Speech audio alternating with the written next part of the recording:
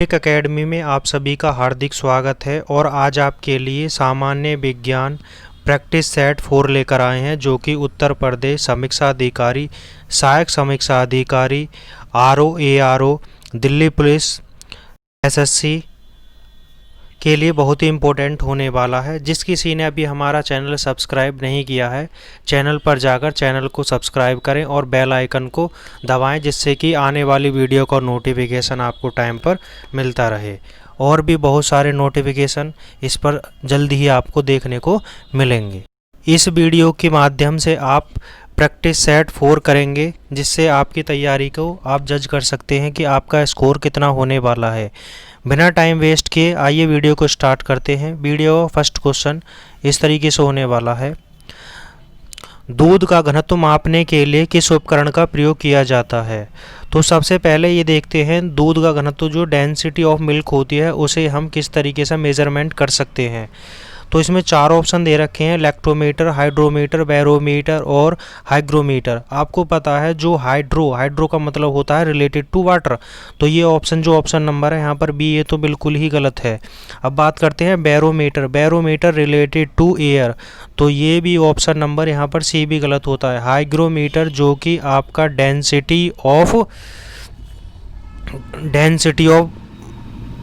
Density of relative humidity के लिए नापा जाता है, तो जिसका राइट ऑप्शन है ये भी गलत हो जाएगा।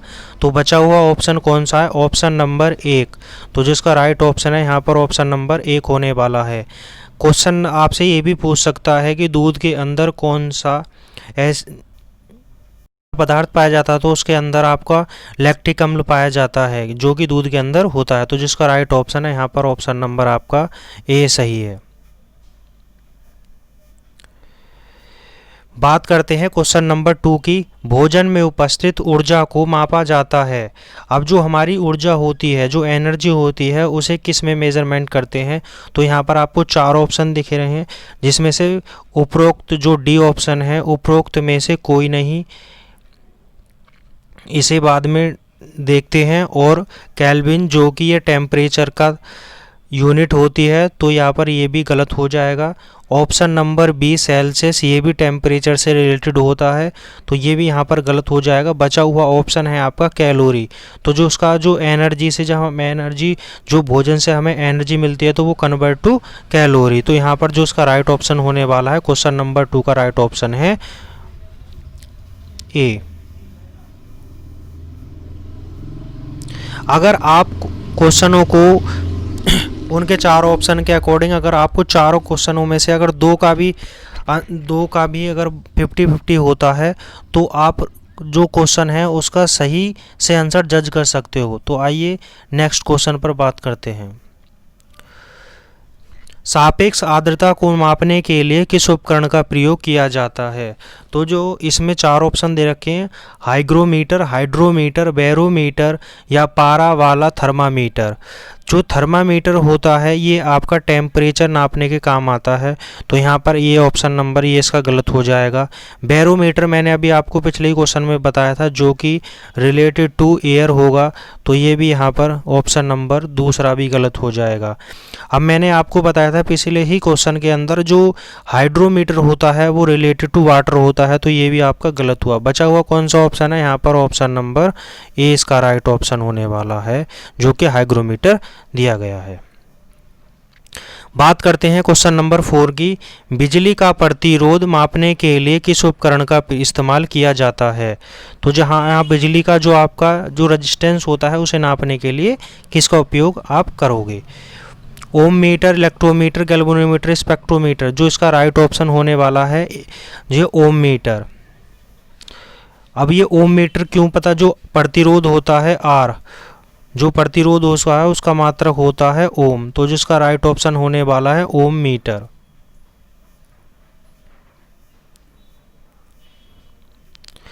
क्वेश्चन नंबर 5 की बात करते हैं। निम्नलिखित में से किस वैज्ञानिक का संबंध वायरलेस टेलीग्राफी, रेडियो और वायरलेस संदेश से जुड़ा हुआ है? तो जो उसका राइट ऑप्शन होने वाला है ये जो फर्मी थे, ये फर्मी आपके न्यूक्लियर फिजिक्स के अंदर इनका नाम जुड़ा हुआ है, तो यहाँ पर ये नहीं हो सकता। गैलीलियो जो कि दूरबीन से रिलेटेड थे, और जो आइंस्टीन थे सापेक्षता सिद्धांत, और बहुत सारे इन्होंने, और आपका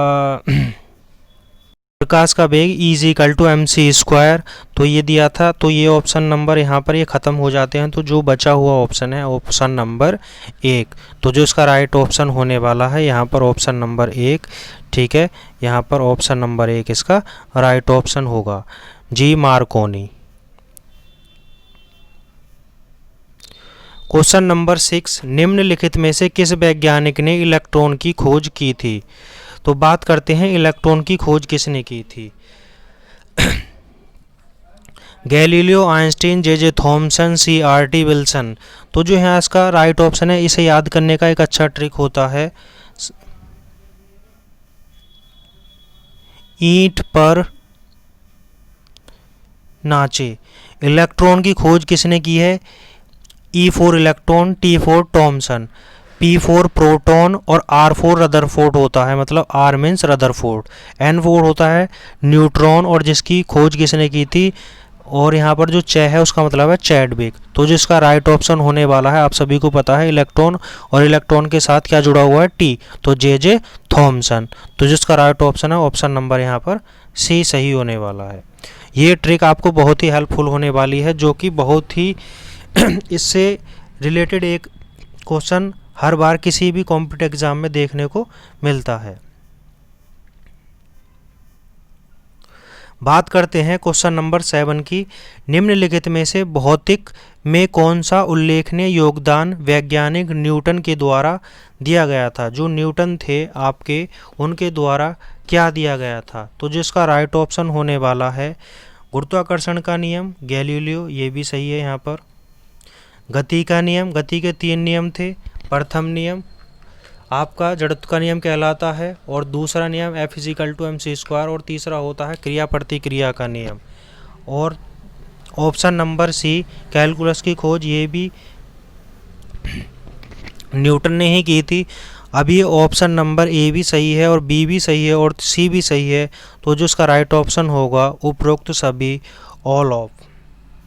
तो जिसका राइट ऑप्शन है यहाँ पर ऑप्शन नंबर D।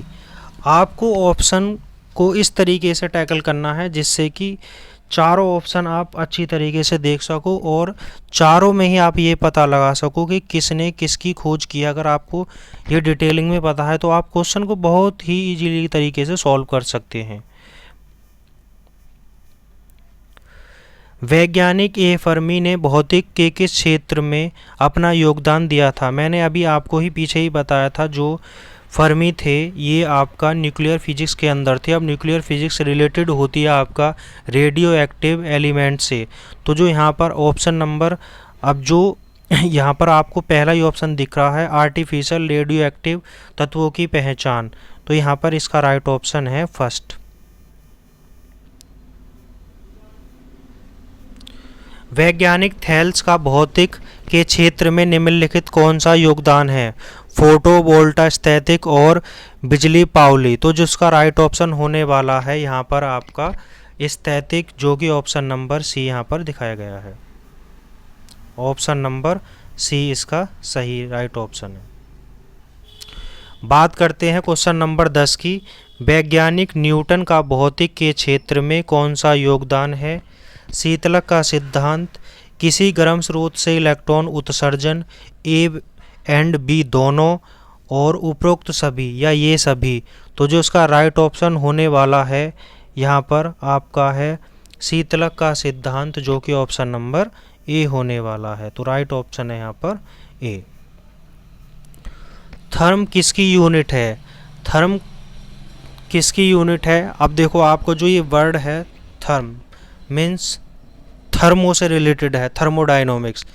थर्मोडायनोमिक्स रिलेटेड होती है गति से, परंतु यहाँ पर जो बात की गई है थर्म का मीन्स होता है आपका एक तरीके की हीट, जो कि होती है आपका जो ऑप्शन नंबर A है।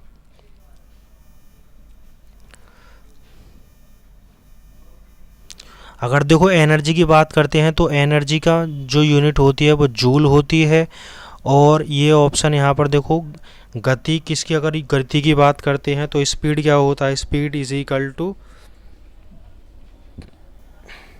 डिस्टेंस अपॉन टाइम, तो उसकी यूनिट इस तरीके से निकालते हैं।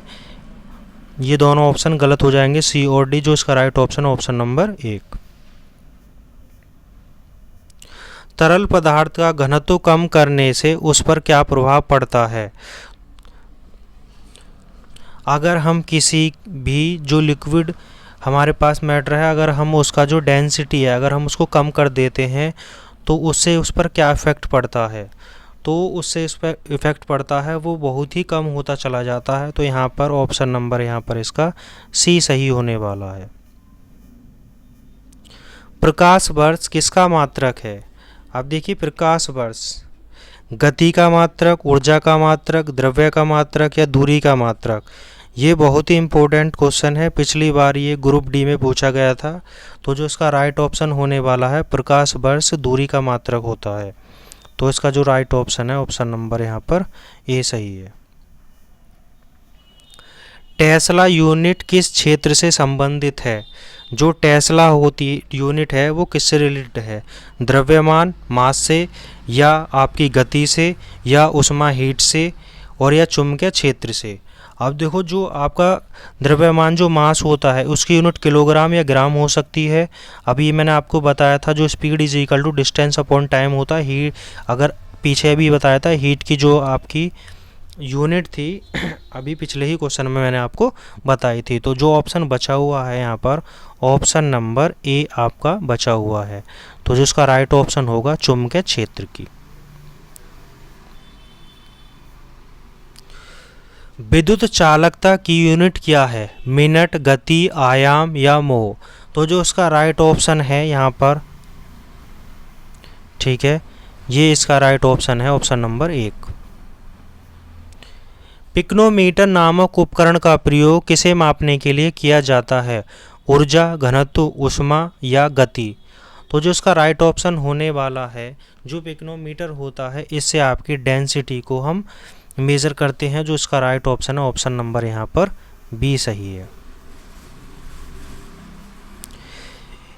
एम्पियर सेकंड किसका मात्रक है। अब देखो एम्पियर सेकंड, एम्पियर किसकी यूनिट होती है, ये आपकी धारा की यूनिट होती है आई, और टाइम क्या होता है टी। तो यह फॉर्मूला होता है Q is equal to I T. तो ये Q क्या होता है यहाँ पर आवेश। तो ये आपका फॉर्मूला है 12th क्लास के फर्स्ट ही चैप्टर में ये फॉर्मूला होता है Q is equal to I T. तो जो इसका राइट ऑप्शन है आवेश की मात्रक, आवेश का मात्रक होता है ये आपका एम्पियर सेकंड। तो इसका राइट ऑप्शन है ऑप्शन नंबर यहाँ पर बी। इलेक्ट्रॉन वोल्ट किसका मात्रक है। अब बात करते हैं electron volt. W is equal to EV, ये एक फॉर्मूला होता है आपका।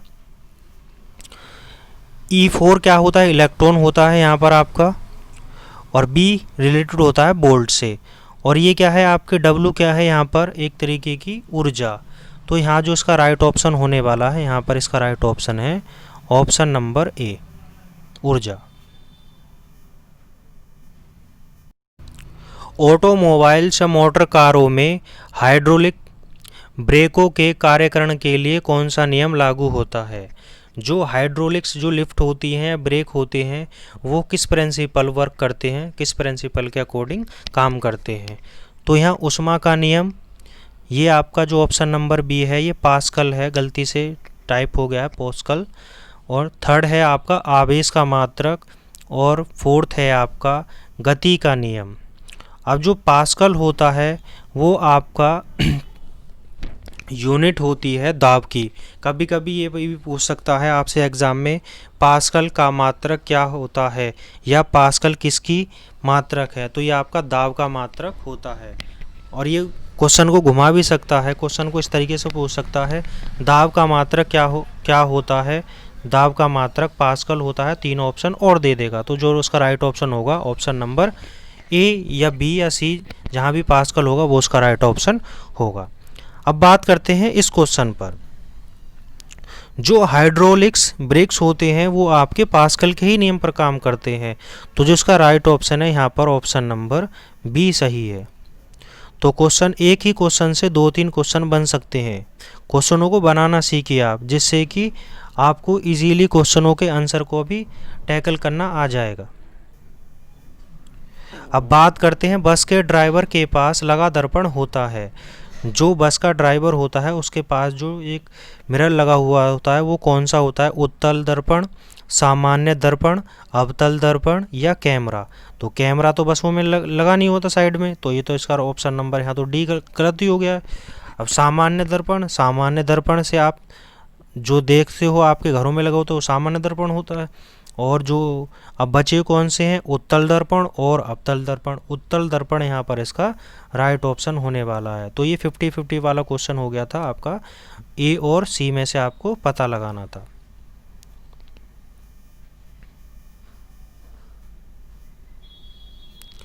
हीरे की चमक का क्या कारण होता है? हीरा क्यों चमकता है? तो जिसका राइट ऑप्शन है प्रकाश का आंतरिक परावर्तन, जो इसका राइट ऑप्शन है। ये बहुत ही इंपॉर्टेंट क्वेश्चन है। ये क्वेश्चन पिछली बार ग्रुप डी के अंदर पूछा गया था। ये भी, श्वेत प्रकाश को भिन्न भिन्न रंगों में विभक्त करने के लिए किसका प्रयोग किया जाता है? जो हमारा श्वेत मतलब जो श्वेत प्रकाश होता है उसे भिन्न भिन्न रंगों में अगर हम डिवाइड करते हैं तो वो किसके थ्रू करते हैं? तो आप उसको ये इस तरीके से यहाँ से जो आती है ए की आई, और इस तरीके से यहाँ पर ये भिन्न भिन्न रंगों में व्यक्त हो जाती है। तो ये आपका क्या दिख रहा है आपको? ये आपको एक प्रिज्म दिख रहा है, जो कि इसका राइट ऑप्शन होने वाला है। ऑप्शन नंबर ए यहाँ पर सही है। बात करते हैं क्वेश्चन नंबर 23 की। किसी पिन होल कैमरे में हमें सामान्यतः क्या मिलता है? सीधी छाप मिलती है, उल्टी छाप मिलती है, अपवर्तन मिलता है या ऊर्जा मिलती है? तो जो इसका राइट ऑप्शन है यहाँ पर ऑप्शन नंबर इसका बी सही है। जल का तालाब कम गहराई दिखाई देने का क्या कारण होता है? तो जो इसका राइट ऑप्शन है यहाँ पर परावर्तन के कारण ये प्रोसीजर होता है। तो ऑप्शन नंबर यहाँ पर इसका बी सही है। प्रकाश का वेग सबसे पहले किसने नापा था? तो जो मैंने आपको क्वेश्चन नंबर पीछे ही बताया था, जो आपके न्यूटन थे, E=mc², ये आपने बहुत पढ़ा होगा।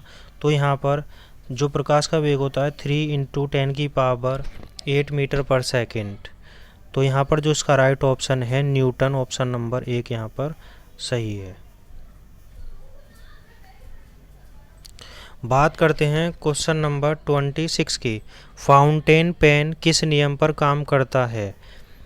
केशिका कात्व, ये जो मिस्टेक हो गई यहाँ पर लिखने में ऑप्शन नंबर 1 में। गति की क्रिया, अपवर्तन की क्रिया, परावर्तन की क्रिया।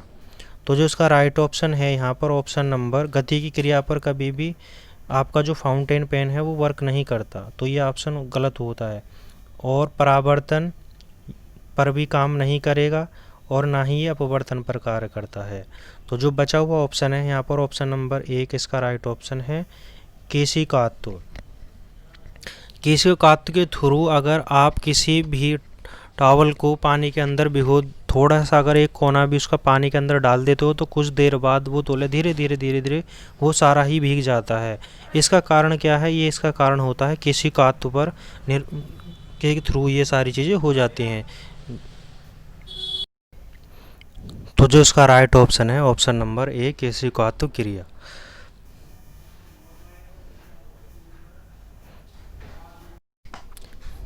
रात में तारे क्यों चमकते हैं? अनेक अपवर्तन के कारण, अनेक परावर्तन के कारण, ऑप्शन नंबर सी ऊष्मा के कारण या ऊर्जा के कारण।